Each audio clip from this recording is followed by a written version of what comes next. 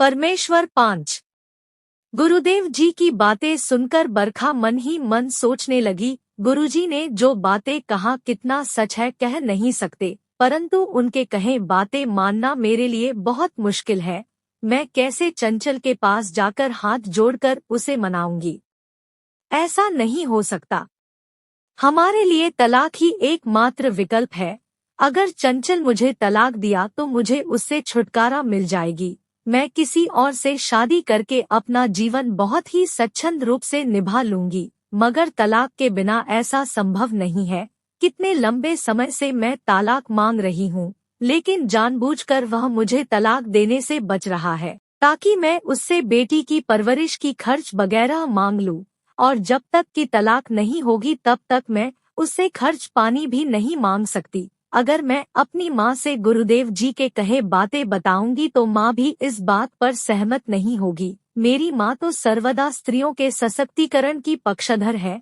ऐसे में अगर गुरुदेव जी के कहे बातें उनको बताई तो मेरी माँ इस बात को कभी स्वीकार नहीं करेगी कि मैं ससुराल में चली जाऊं। बरखा अजीब सी कशमकश में पड़ गई। बेटी डिम्पी के मन में दिन ब दिन उत्पन्न होने वाली जिज्ञासा ने उसे और भी परेशान करने लगी। बरखा चाहती है कि बेटी डिम्पी अपनी पापा को भूलने की कोशिश करे, परंतु स्कूल के माहौल तथा बच्चों के बहुत से बातों के बीच डिम्पी के मन में उसके पापा के प्रति आकर्षण तथा उत्सुकता और भी ज्यादा बढ़ती चली गई।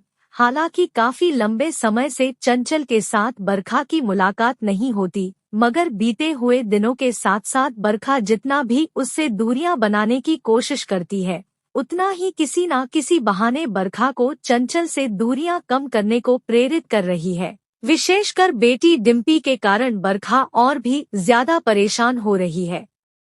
एक तरफ जहां गुरुदेव जी के कहे बातें, वहीं दूसरी ओर खुद के मन में चल रही बहुत से दुविधाओं के बीच बरखा किंकरत्वविमूढ़ की भांति परेशान हो रही है, परंतु खुलकर किसी से कह नहीं पाती। बार बार उसके दिमाग में गुरुदेव जी के कहे बातें गुंजती रहती है। एक स्त्री के लिए उसका पति परमेश्वर के रूप होता है। एक पतिव्रता स्त्री को अपने पत्नी धर्म को निभाते हुए सर्वदा अपने पति संग दाम्पत्य जीवन को बनाए रखने की प्रयत्न करनी चाहिए। ताली कभी एक हाथ से नहीं बजती। इस विषय पर केवल अपने पति पर दोष देकर अपने कर्तव्य से विमुख होना कदाचित उचित नहीं होता, मगर मैं इस बाबत चंचल से बात कैसे कर सकती हूँ? मेरी माँ भी कभी इस विषय पर राजी नहीं होगी। उन्हें कहे बगैर मैं चंचल से बात करूं यह भी नहीं हो सकता। बड़े लंबे समय से उसके साथ मुलाकात नहीं हुई है।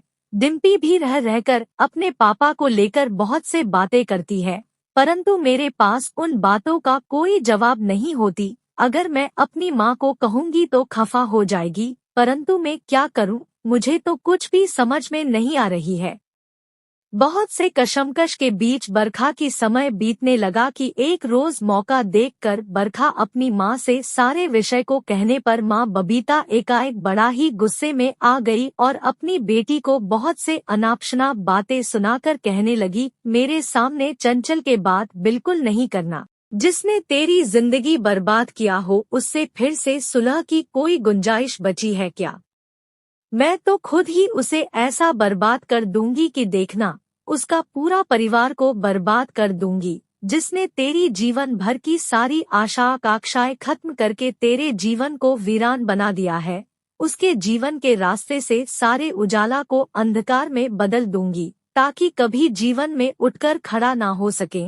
उसे तो मैं बिस्तर पर पहुंचा दूंगी। वह नालायक मेरी फूल जैसी बेटी के जीवन से सुखचैन छीन लिया है। तुझे मैंने अपने हाथों से नाजुक सी फूलों की तरह संभाल कर रखी हूँ। उसने मेरी फूल जैसी बेटी को पैरों तले मसल दिया है। अब देखना मैं किस तरह से उसे बर्बाद कर दूंगी। अगर उसने तुझे तलाक दे दिया होता तो अब तक मैं तेरी दूसरी जगह पर शादी करवा देती, तू अपनी सुखी जीवन बिताती, परंतु उसके जीन के कारण ऐसा नहीं हो सका।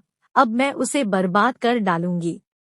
बरखा अपनी माँ की बातों से बहुत भयभीत हो जाती है। मन ही मन सोचने लगी, दुनिया में इतने सारे स्त्रियां अपने पति संग घर संसार में सुखमय जीवन व्यतीत कर रही है, और मैं ना पति मिला ना घर संसार, अब तो मेरा पल पल जीना मुश्किल हो गई है। दिन ब दिन डिम्पी बड़ी होती जा रही है।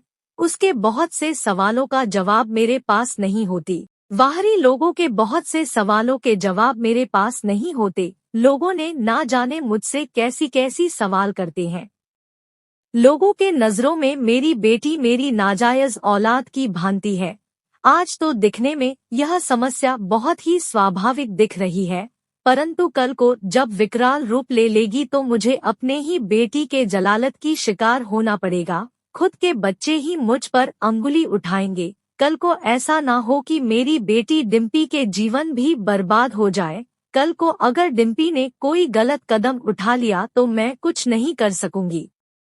मेरी माँ की रुद्र रूप कहीं मेरी सुहाग को ही ना उजाड़ दे, फिर तो जीवन भर मैं अकेली रह जाऊंगी। अब तो मेरी पापा जी भी नहीं रहे, केवल एक मेरी माँ है।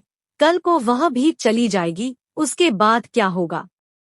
मैं कब तक अपने आप को सभी के सवालों से बचाती फिरती रहूंगी? गुरुदेव जी के बातें बार बार बरखा के दिमाग में गुंजती रहती है और मन ही मन मंथन करती रहती है। क्या मुझे उनके कहे अनुसार काम करना चाहिए या नहीं? परंतु अब मैं कौन सी मुँह लेकर उसके पास जाऊंगी? चंचल के माता पिता ने मुझे खूब समझा बुझाकर अपने घर में पूर्ण मर्यादा के साथ रखने की कोशिश किया था, परंतु मैंने किसी की नहीं सुनी। मेरी माँ भी कभी मुझे ऐसी सलाह नहीं दी ताकि मेरी दाम्पत्य जीवन में बहार आ सके। वरन चंचल को बुलाकर डांट फटकार लगाते हुए सीधा कोर्ट में केस फाइल कर दिया, जिस पर चंचल की कोई गलती कह नहीं सकते। परंतु मैं खुली आसमान तले तथा खुलेपन में रहना चाहती थी, जो वहां पर मुमकिन नहीं थी। यहाँ से विवाद की शुरुआत होती है, जो अब मेरी बेटी के जीवन को प्रभावित कर रही है। मुझे भी नहीं मालूम थी कि छोटी सी विवाद आज इतना बड़ा रूप ले लेगी। बरखा बड़ा ही कशमकश में अपना दिन गुजारने लगी कि एक रोज स्कूल के एनुअल फंक्शन में फोटोग्राफर के रूप में चंचल को बुलाया गया। चंचल अपने पूरे टीम को लेकर प्रोग्राम की वीडियोग्राफी करने लगा, जो बरखा की नजरों से छुपा नहीं। बड़े लंबे समय से बरखा मन ही मन कुछ सोचने लगी। तभी अचानक बेटी डिम्पी को कहने लगी, बेटा डिम्पी, तू अपनी पापा जी को खोजती है ना? जवाब में डिम्पी कहती है, हाँ मम्मी, मेरी पापा कहाँ है? भावनाओं में आकर बरखा अपनी अंगुली से स्टेज की ओर दिखाते हुए कहती है, वह देख तेरे पापा जी वहाँ खड़े होकर वीडियोग्राफी कर रहे हैं, जिसके हाथों में एक बड़ा सा कैमरा है और गले में लाल रंग की टाई लगी हुई है।